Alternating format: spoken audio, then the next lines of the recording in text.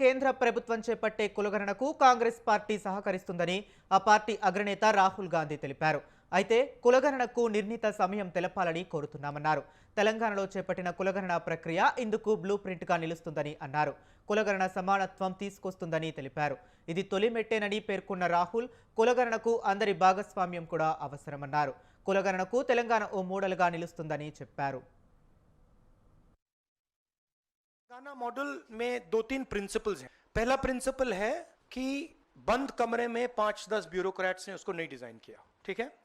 क्योंकि फ्रैंकली बोलूं तो जिन कम्युनिटीज की हम मदद करने की कोशिश कर रहे हैं उनकी होल्ड ब्यूरोक्रेसी में है ही नहीं। तो हम चाहते हैं मैस सेंसस, ओपन टेक्नोलॉजी का सेंसस, जहां हम स्टेक होल्डर से पूछें आपको एक्चुअली डिजाइन में आपकी क्या राय है, आप डिजाइन के बारे में क्या सोचते हो। ये तेलंगाना का first principle. Second principle Telangana में कि we have set up a expert group who is now going to study all the data and is going to present to the government of Telangana a vision based on caste census. So that is the second step. And third step, as you are already aware, Telangana has demolished that wall of 50%. right? And also the 15.5 article 15.5 जो मैंने mention किया। मुझे लगता है मेरी immediate suspicion है कि ये वो women's bill वाली strategy timeline वाली है, but I hope that better sense prevails। अच्छा, no, I want to say one other thing which is frankly बहुत जरूरी है और आज ये शायद कास्ट सेंसस से भी ज्यादा जरूरी है।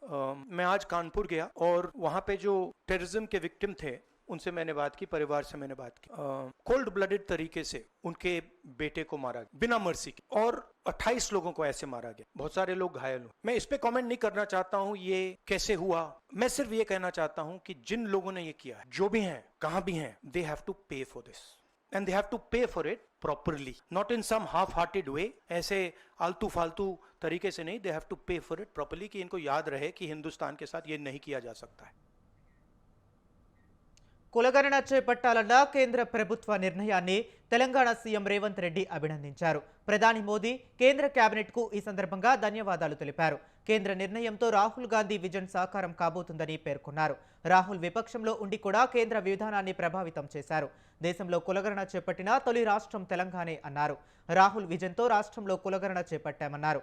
కులగణన కోసం కాంగ్రెస్ పార్టీ దేశవ్యాప్తంగా పోరాడిందని చెప్పారు. రాష్ట్ర కాంగ్రెస్ నేతలు ఢిల్లీలోనూ ఆందోళన చేశారని, తెలంగాణ చేసింది దేశం అనుసరిస్తుందని మరోసారి రుజువైందన్నారు.